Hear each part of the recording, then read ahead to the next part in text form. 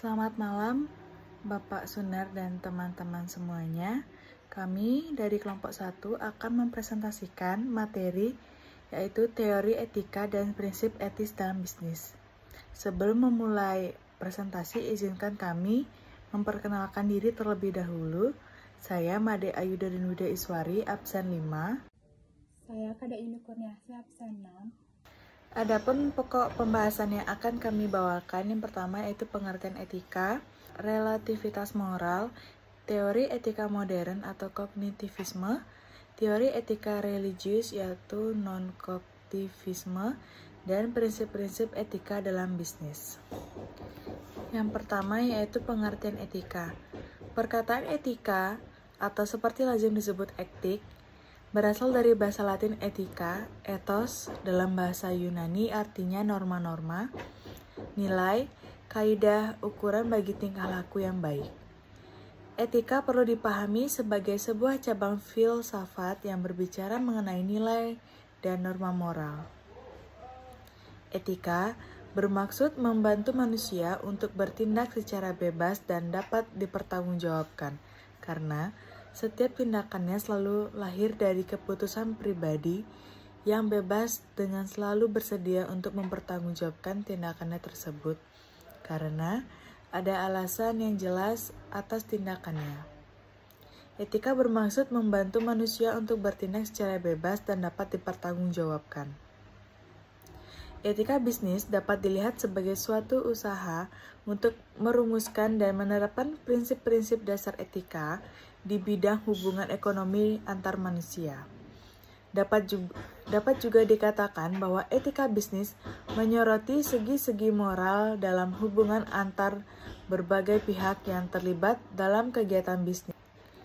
Etika bisnis dalam suatu perusahaan dapat membentuk nilai, norma, dan perilaku karyawan serta pimpinan dalam membangun hubungan yang adil dan sehat dengan pelanggan atau mitra kerja, pemegang saham, dan masyarakat.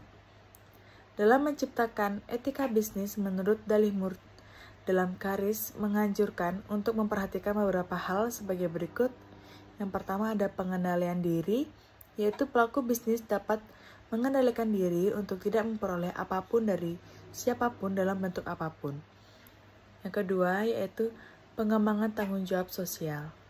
Pelaku bisnis dituntut untuk peduli dengan keadaan masyarakat, bukan hanya dalam bentuk uang, dengan memberikan sumbangan melainkan lebih kompleks lagi. Yang ketiga yaitu mempertahankan jati diri. Yang keempat yaitu menciptakan persaingan yang sehat. Dan yang kelima, menerapkan konsep pembangunan berkelanjutan, yaitu memikirkan bagaimana keadaan di masa yang akan datang. Dan yang terakhir yaitu menghindari sifat 5K, yaitu kata bilis, kong kali kong, koneksi, kolusi, dan komisi. Lalu materi selanjutnya yaitu relativitas moral. Persaingan global yang ketat tanpa mengenal adanya perlindungan dan dukungan politik tertentu, semua perusahaan bisnis mau tidak mau harus bersaing berdasarkan prinsip etika tertentu. Terdapat 3 pandangan umum yang dianut. Pandangan pertama adalah bahwa norma etis berbeda antara satu tempat dengan tempat yang lain. Artinya, perusahaan mengikuti aturan, norma, dan moral yang berlaku di tempat perusahaan beroperasi. Pandangan kedua adalah bahwa norma sendirilah yang paling benar dan tepat. Artinya, perusahaan mengikuti aturan norma dan aturan moral di tempat perusahaan itu berasal. Pandangan ketiga adalah imoralis naif yang menyatakan bahwa tidak norma moral yang perlu diikuti sama sekali.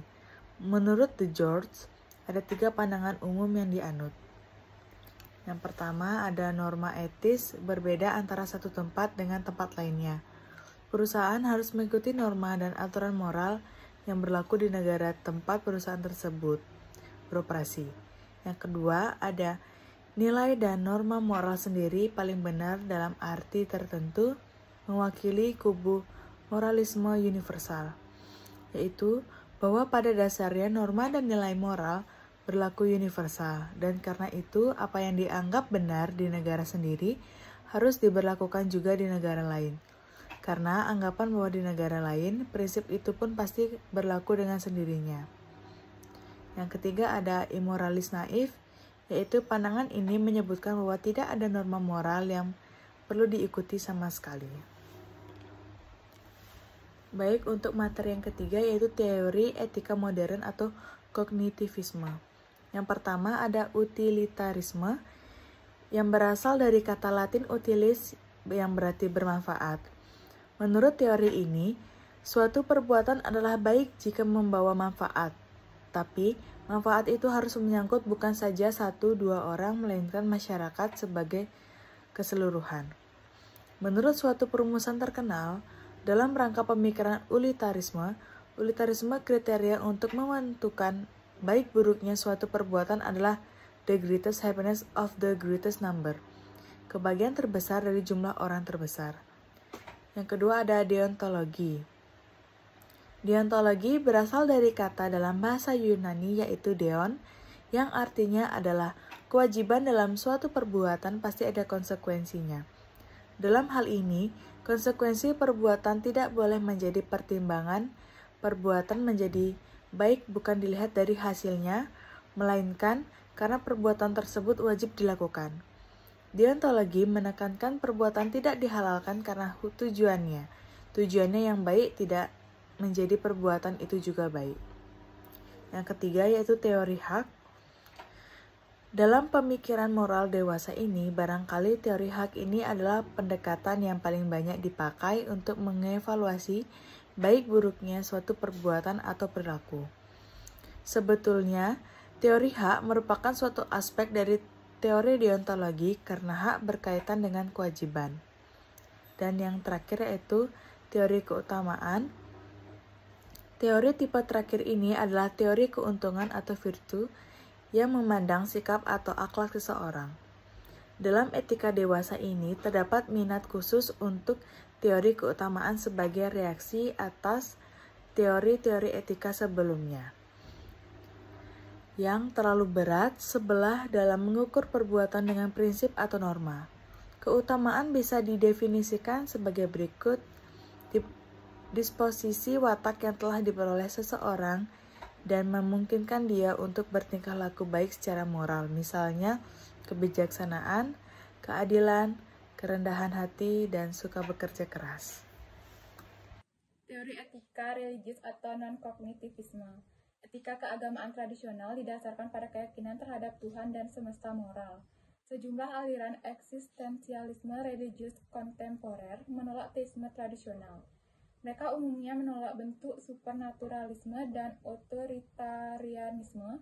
Sebagai gantinya, landasan non-teistik disampaikan dalam etika Tillich atau teologi radikal yang melihat agama secara sekuler karena Tuhan telah mati, membuat etika lebih bersifat humanistik dan universal serta eksistensial. Bagi etika keagamaan tradisional, Tuhan dianggap sebagai kebajikan atau terbatasi oleh kebajikan atau Plato dan merupakan sumber yang dan mendukung semua nilai. Etika religius tradisional pada dasarnya bersifat deontologis, yakni mendasarkan penekanan pada masalah tugas, kewajiban, atau memahami kebenaran dalam bertindak.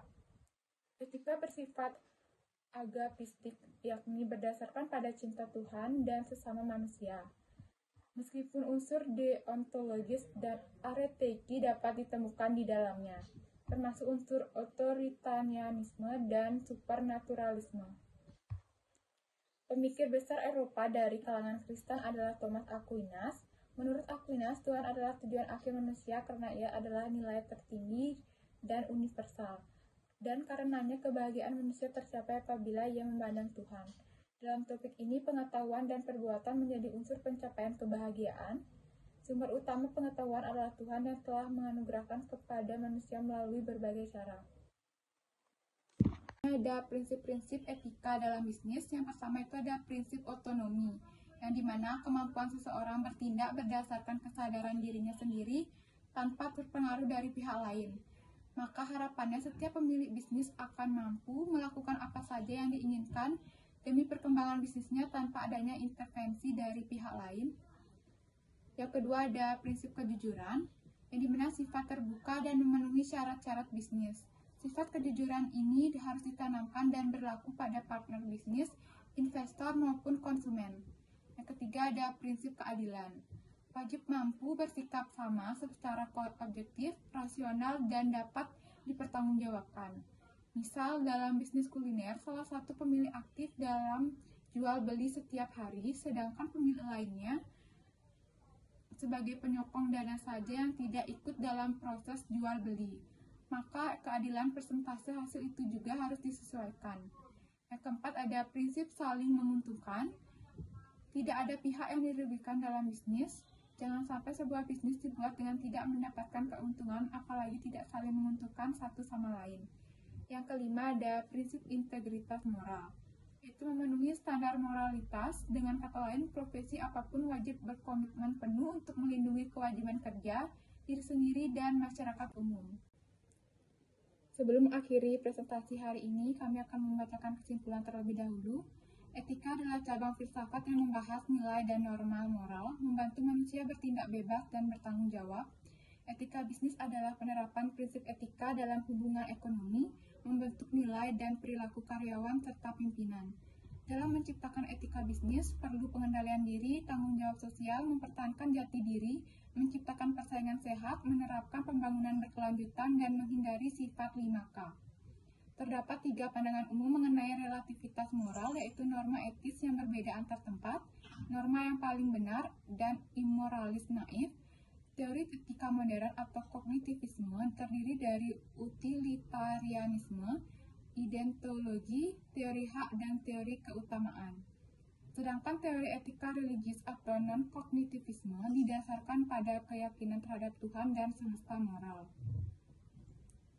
Prinsip-prinsip etika dalam bisnis meliputi otonomi, kejujuran, keadilan, saling menguntungkan, dan integritas moral. Prinsip-prinsip ini penting bagi perusahaan yang menjalankan bisnisnya sesuai etika.